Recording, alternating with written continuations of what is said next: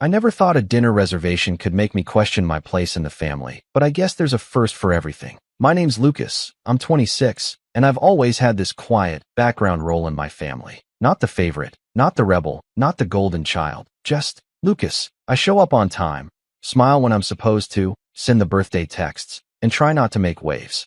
You'd think that would earn me some respect, or at the very least, a seat at the table. Apparently not. Growing up, I always felt like the spare wheel. My older sister, Brielle, was the overachieving golden child, straight A's, captain of every club. Her wedding was the stuff of Pinterest boards. My younger brother, Evan, was the wild card, the jokester, the one who could mess up royally and still get a pass because boys will be boys. And then there was me, the middle child who got decent grades, never crashed the car, and quietly paid my own way through college while everyone fussed over the other two. It wasn't malicious, at least not at first. Just habitual neglect, like I was a background character in their sitcom. My parents, though, now they're the real stars. My mom's the type who thrives on appearances. She loves telling her friends about the kids, especially when there's something bragworthy involved. She'll post pictures of Brielle's baby bump with long captions about how blessed she is, or share Evan's latest half-baked business idea like he's the next Steve Jobs. Me? I once got promoted to team lead at my tech job and got a dry thumbs-up emoji in the family group chat. So when they announced they were treating the whole family to dinner at this upscale restaurant in the city, I figured maybe, just maybe, they were trying to reconnect. It had been a weird year. A lot of distance, fewer calls, and some friction ever since I turned down their suggestion to move back home for a while. But I let that go. I figured this dinner could be a fresh start. I even dressed up a bit. Nice blazer, button-down shirt, good shoes. I showed up on time, as usual.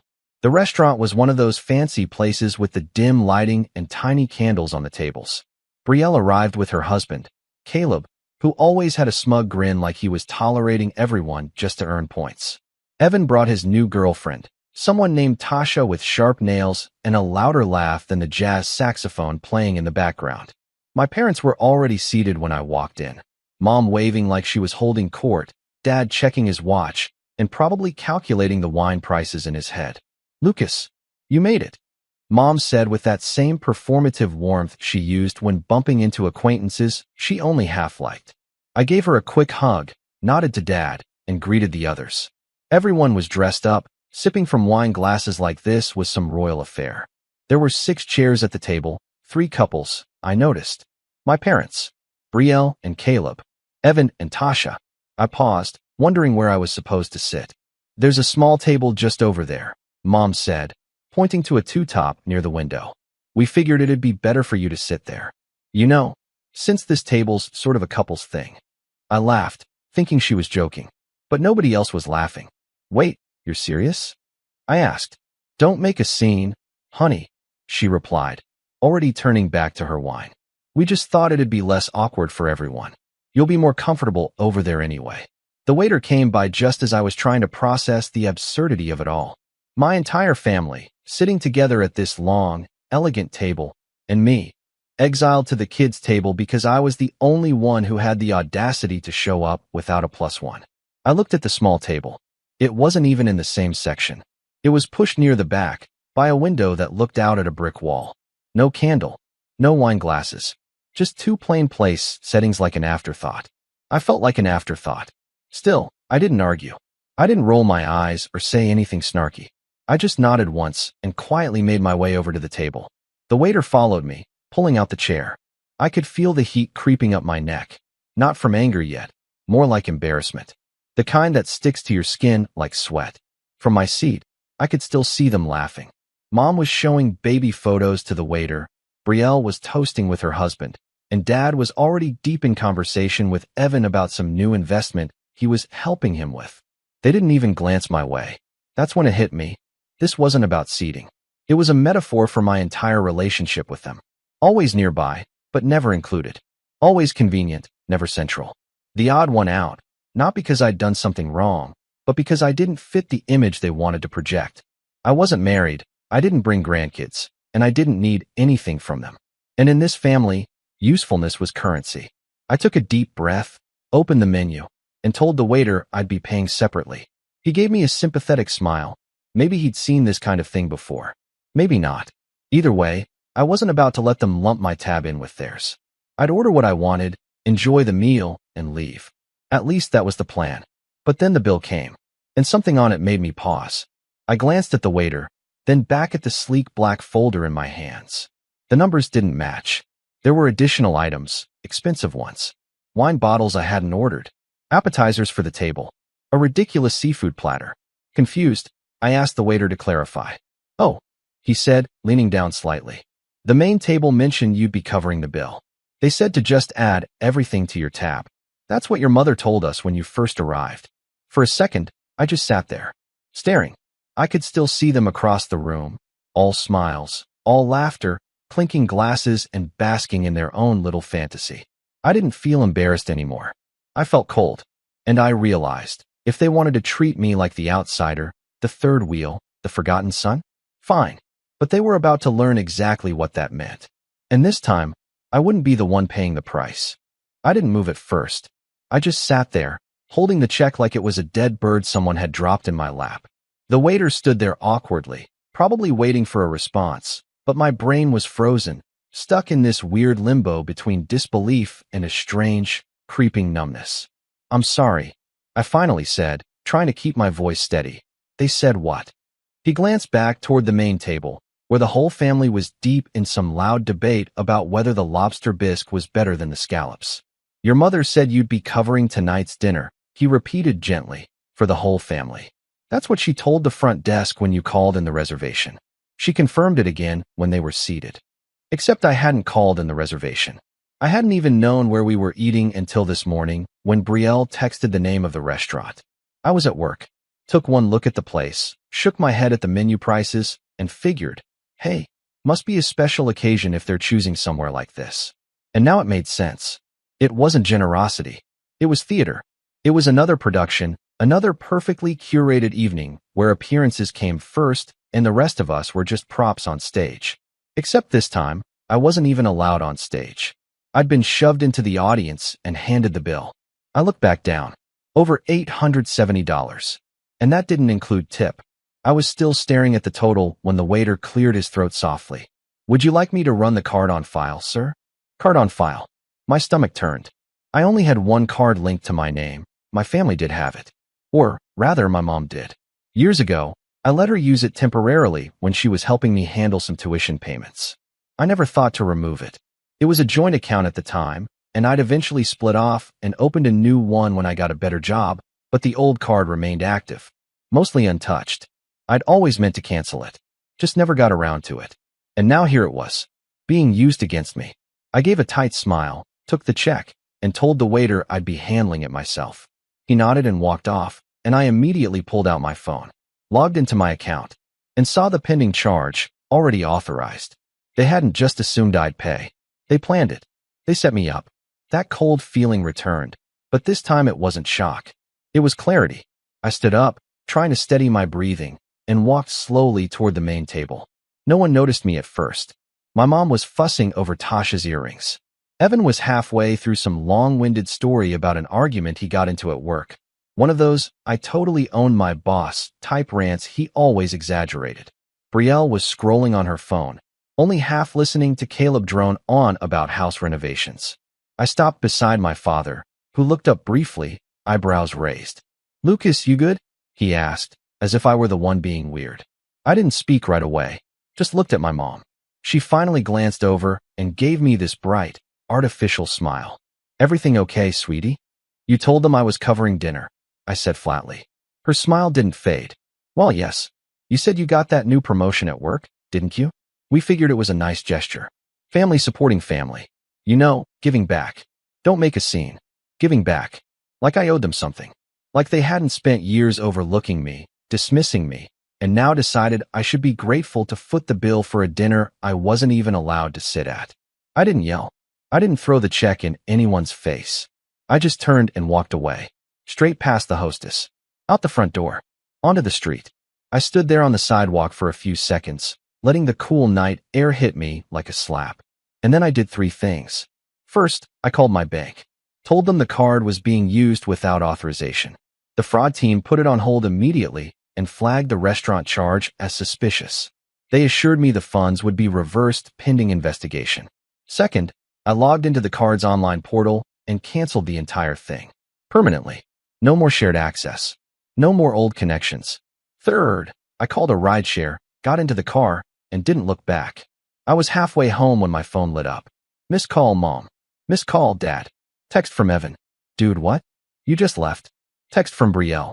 That was super immature. You embarrassed Mom in front of everyone. Text from Mom. We need to talk. The waiter says your card was declined. Please fix this before we have to involve the manager. I didn't reply. Instead, I sent one message. Just one. If only couples sit with adults, I guess I'm not one. So you shouldn't expect me to pay like one. No response. Not for 20 minutes. And then all hell broke loose. The group chat lit up like a Christmas tree. Dad, Lucas, this isn't funny. We're sitting here trying to figure this out. Come back and settle this like a man. Mom, you are humiliating us. What kind of son behaves like this? Brielle, you're acting like a child. Grow up. It's just dinner. Evan, yo, this is not cool. They had to call the manager. That last one almost made me laugh. Like I had ruined their big evening. Their perfect, carefully crafted dinner where I was nothing more than an extra. But then I got the message that broke me.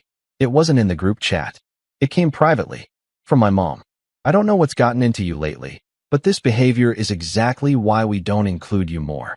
You always make things about yourself. That's when I snapped. Because for so long, I'd swallowed it. Every ignored accomplishment, every brushed off text, every holiday where I was stuck on airport duty while the others took group photos by the fireplace.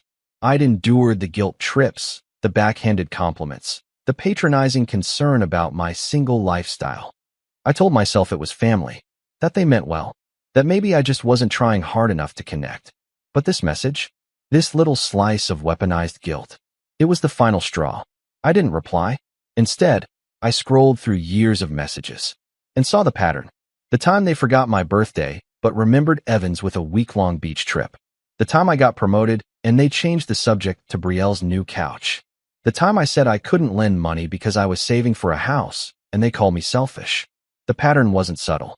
I just hadn't wanted to see it. But now I did. And once you see it, you can't unsee it. The car pulled up outside my apartment.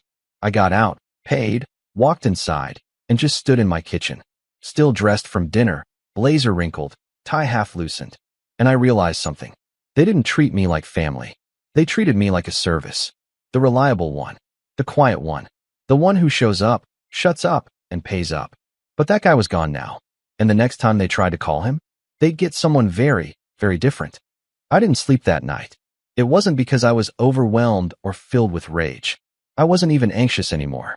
I was hollow, like someone had scooped everything out of me and left the shell behind, standing in the kitchen at 2 a.m. with the fridge door open, staring blankly at an unopened bottle of orange juice like it held the answers. After the messages stopped coming in, after the shouting over text turned into stone-cold silence, I just stood there in the quiet. No tears, no pacing, just stillness. I'd finally called out the people who had sidelined me my entire life, and in return, they made it clear they never saw me as one of them to begin with. I knew I had done the right thing, but it still hurt. That's the part no one tells you about standing up for yourself. It's not empowering right away. Not always. Sometimes, it just feels like you've blown up your entire life, and all you're left with is ringing ears and rubble. I kept checking my phone, like an idiot, waiting for one message. Any message that sounded like an apology, some acknowledgement, even a half-hearted, maybe we should have asked first. But it never came. They went dark.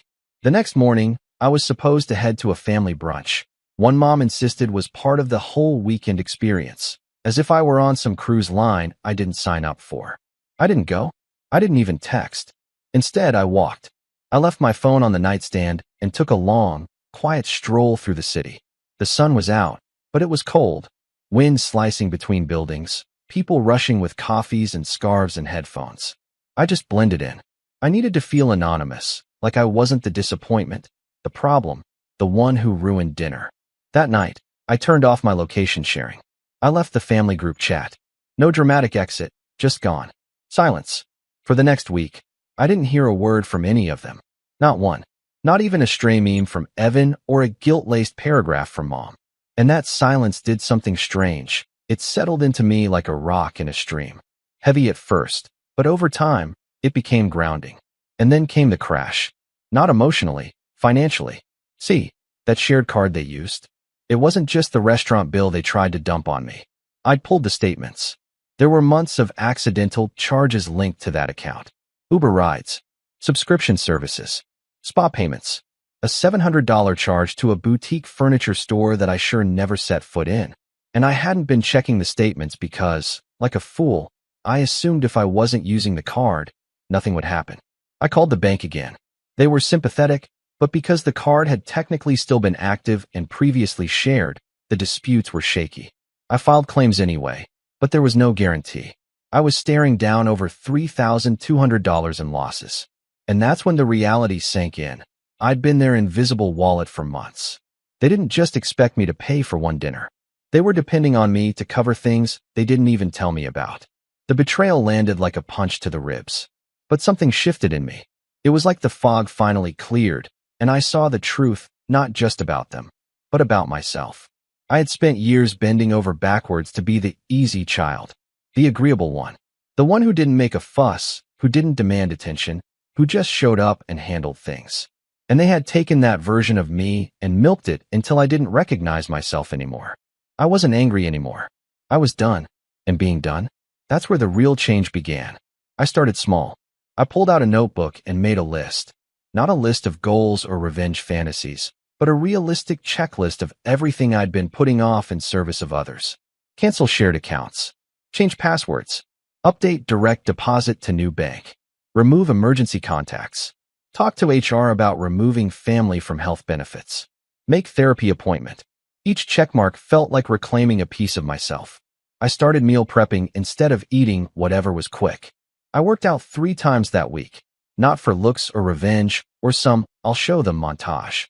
Just because I needed to feel in control of my own body again.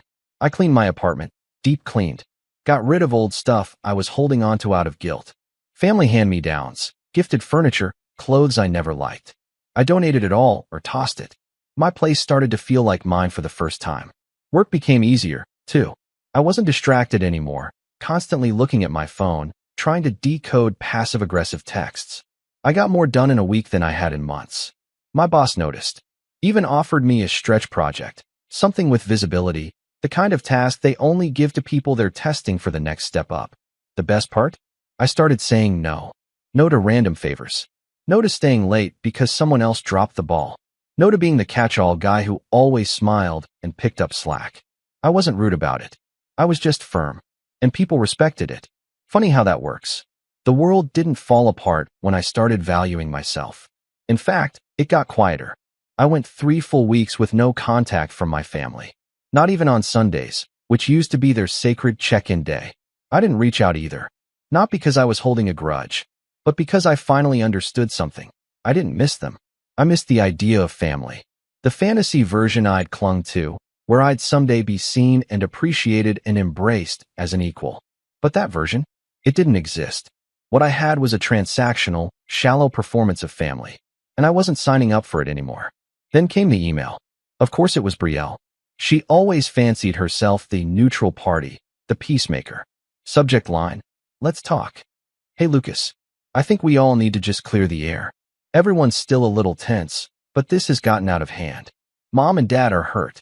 They don't understand why you'd ghost us over one misunderstanding. I'm not saying you didn't have a point, but couldn't you have just talked to them? You always overreact to things like this. We're having a small gathering next weekend. Nothing big. Just family. It would be nice if you came. Let's not drag this out. Life's too short. Brielle. I read it twice. 3 times. And each time, my chest tightened. Not from guilt, but from the sheer predictability of it. You always overreact. There it was. The refrain of my life. The way they minimized everything.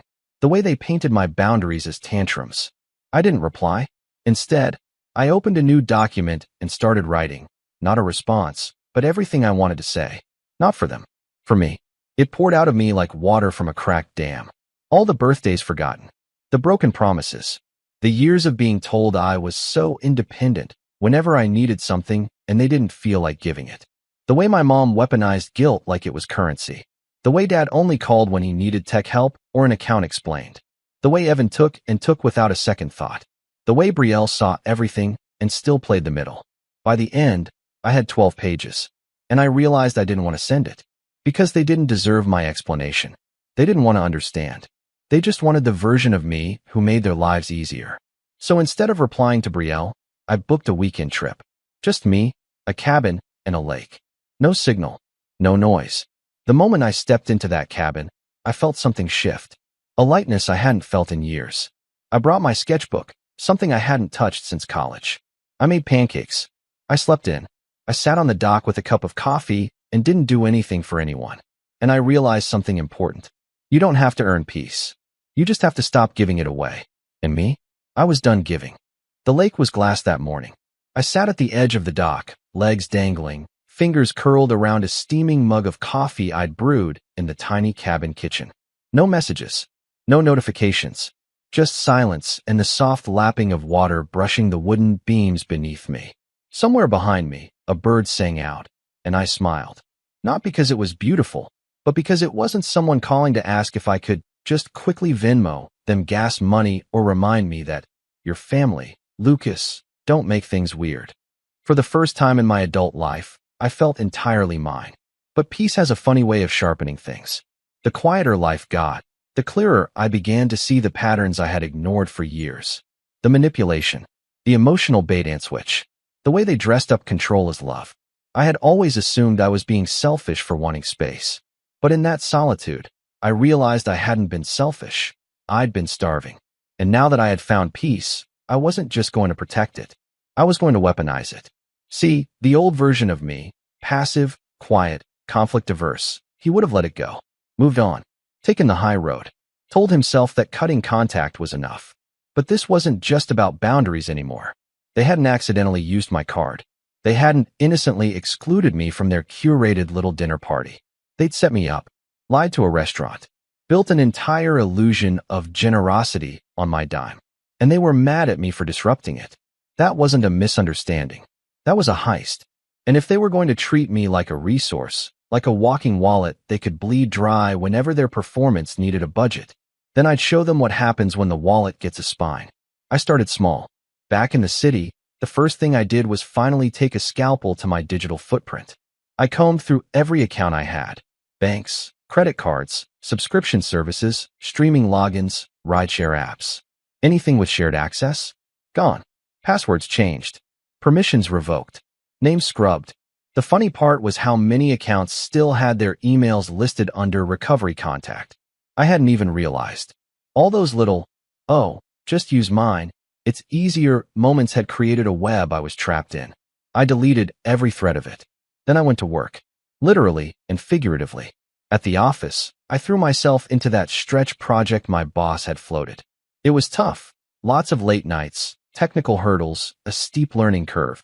But it was the kind of work that mattered. The kind that got noticed. I stayed quiet about my family situation. When people asked how my weekend was, I just smiled and said, peaceful. That was the truth. But at night, I planned. It started with a spreadsheet. Names, dates, transactions. I traced every suspicious charge on that old card. Matched them to receipts, screenshots, geotags from their social media posts. A manicure appointment here. A dinner tagged #date night there. They'd been reckless. Entitled people usually are. Then I remembered something from years ago. When I was 19, my mom had asked me to help her organize the family finances. She'd gotten overwhelmed with paperwork. I built her a shared Google Drive folder. Taught her how to scan and upload bank statements, receipts, warranties, everything. She never deleted it. Just got lazy. Kept uploading. Out of curiosity, I logged in. And there it was. Every document. Still meticulously sorted. Insurance forms. Mortgage paperwork. Tax returns. And, bingo, copies of my credit card statements. Even after I'd split the account, they hadn't just used my card. They'd been tracking it. I downloaded everything. Stored it on an encrypted drive. Labeled every file. Color-coded every abuse. This wasn't just a family squabble anymore. This was financial exploitation. And I was done playing polite. But I didn't want revenge that burned bridges. I wanted one that revealed them. That exposed the imbalance for what it was. Not just to me, but to anyone they tried to manipulate in the future. I wasn't going to scream at them. I was going to force them to look in the mirror. And so, I started setting the stage. First, I reached out to my Uncle Martin, Mom's brother, kind of the black sheep of the family, gruff, divorced twice, chain-smoked cigars and never made it past middle management, but he was sharp, and he hated phonies, especially Mom's carefully curated happy family act. I called him under the pretense of catching up. We talked for an hour, about work, life, the time he got food poisoning at Evan's graduation party and still hasn't forgiven them for it. He laughed when I brought it up. Then I casually asked, "Hey, Uncle M, you ever feel like our family only calls when they need something?" Dead silence. Then a dry chuckle. "Lucas, that's the only time they call." So I told him, not everything, just enough. The card, the dinner, the fact that they told the restaurant I'd pay for everything without asking me, then tried to guilt me when I refused. There was a long pause. Then he said, "You want help making sure they remember it?" And just like that, I had my first ally. Uncle Martin didn't have a lot of influence, but he had ears. He was still looped into all the cousin group chats, the second-tier family updates, the ones where Mom's perfect family image circulated. He offered to do one thing, start talking. Not dramatically, just the occasional, "You hear what happened with Lucas?" over coffee. A raised eyebrow at a reunion. A slow, "Huh? That doesn't sound like the whole story." I didn't ask for lies. I just asked for the truth to breathe. Then came step 2, setting the bait. A few days later, I posted a photo on social media. Me, on a rooftop, dressed sharp, skyline behind me, holding a drink. Caption, "Some doors only open once you shut the wrong ones." I never post. So of course, it got their attention. Within hours, Evan viewed it. Then Brielle. Then Mom. The next day, a message. From Dad. "Hey kiddo. Hope you're doing okay. Your mother's a little worried. Can we talk sometime soon?" Not his worry. Hers. And sometime soon. Not even a specific effort. Old me would have replied instantly, eager to smooth it over. To be the peacemaker, even when I was the one hurt. New me waited 4 days. Then replied, "I'm open to talking. But only if it's actually a conversation, not just you guys defending yourselves." Another message followed. This time from Brielle. "I think everyone would feel better if we just aired everything out in person. You know how things can be misinterpreted over text. Let's just talk." I agreed. But I picked the place. Neutral ground. Public. No audience they could rally. I booked a table at a quiet tea shop near my office. A place where people talk, not perform. Then I printed everything. Not to confront them, not yet, but to see how they reacted when the power dynamic shifted. The card statements. The screenshots. The email thread where Mom confirmed I'd pay the restaurant. The bank letter confirming their use of the card after I'd separated accounts. I slid everything into a black folder. This wasn't a tantrum. This was documentation. I rehearsed what I'd say, not a script, just anchors. I'm not angry. I'm disappointed. And I see things clearly now. This isn't about money. It's about how you see me. You've used love like a favor I have to earn. I'm not here to be part of the family you pretend to have. I'm here to tell you who I really am. I wasn't looking for an apology. I was looking for a reaction. Because people show their truest selves when they lose control. And I had taken theirs away. They showed up 15 minutes late. I was already on my second cup of oolong tea when my parents and Brielle walked into the cafe. Dad in a too-tight blazer he probably hadn't worn since Evan's engagement party. Mom with her concerned matriarch face on, creased brow, pursed lips, like she was about to deliver tragic news at a PDA meeting. And Brielle, arms crossed, phone in hand, like this was an inconvenience she was gracing me with. I didn't stand up. I didn't smile. I just nodded toward the empty seats. Mom sat first. "Lucas, honey. I'd prefer if we skip the honey," I said calmly. "Let's talk like adults. Equal footing." That threw her off. She glanced at Dad. He said nothing, just sat back in his chair and exhaled heavily, like this whole thing was a burden to him. Brielle rolled her eyes so hard I could hear it. "I don't want to fight," I continued. "I just want to set the record straight. And then I'll decide what comes next." I pulled out the black folder and placed it on the table like a chessboard. Brielle raised an eyebrow. "Seriously?" Mom blinked. "What's that?" "Documentation," I said. "Everything from the card charges you made after I removed myself from that account. Screenshots of the messages you sent the restaurant claiming I'd cover the bill. Bank correspondence. Logs. Receipts. Dad leaned forward, suddenly alert. You're accusing us of what fraud? I'm not accusing anyone, I said. I'm confirming what happened. You used me. Repeatedly. Without asking. And when I refused to play along, you turned it into a Lucas has always been dramatic narrative. Mom's lips tightened. Lucas, I don't think you understand the full context. I held up a hand. You mean the context where I was good enough to pay, but not good enough to sit with you? She flushed. Dad muttered something under his breath. I'm not here to argue, I said. I'm here to explain what happens next. I pulled out 3 letters, one for each of them, and slid them across the table. Brielle picked hers up and started reading. What is this? She asked. Her voice had lost its edge. It's a bill, I said. Itemized. For every unauthorized charge made using my card. With due dates. You're serious? Dad asked, voice rising. Dead serious, I replied. I've already submitted the documentation to my lawyer. If I don't receive reimbursement, we'll pursue it through small claims court. Brielle scoffed. This is petty. No, I said quietly. What was petty was lying to a restaurant to make me look generous in front of your friends. What was petty was assuming I wouldn't notice thousands of dollars missing. What was petty was telling the waiter I'd already agreed to cover it, when I didn't even know the reservation existed until the morning of. Dad's face was turning red now.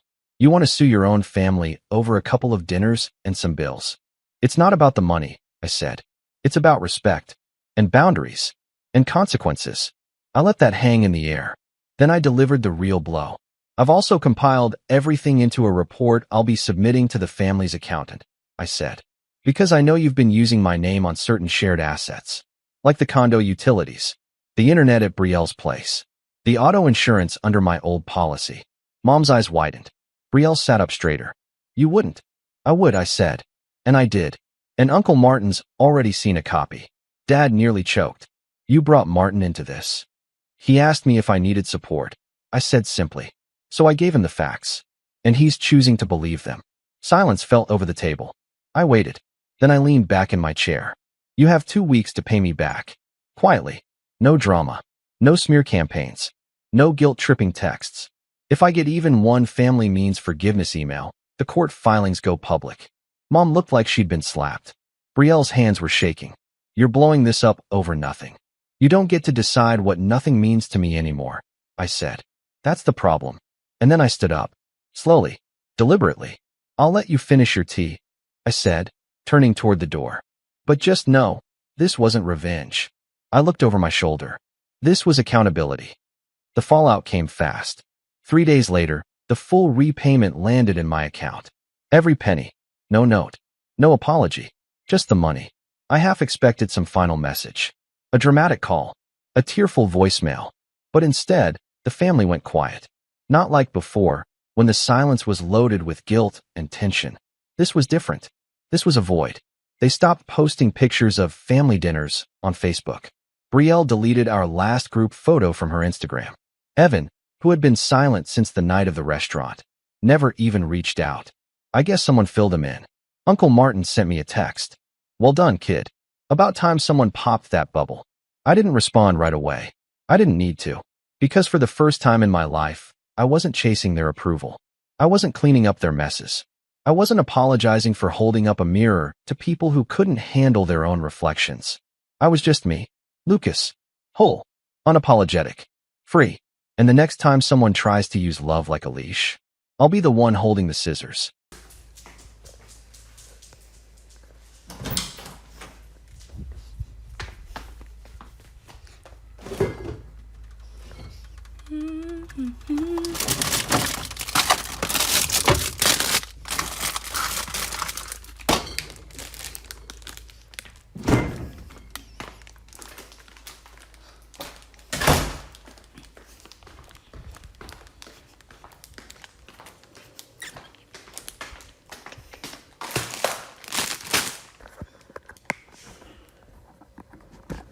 How do I do this? Hi, Marcus. Hi, John's. I'm trying to figure out how to use this thingy. How do I stand it? I don't get it. Oh, wait. Wait a minute. Wait. Oh. Aha!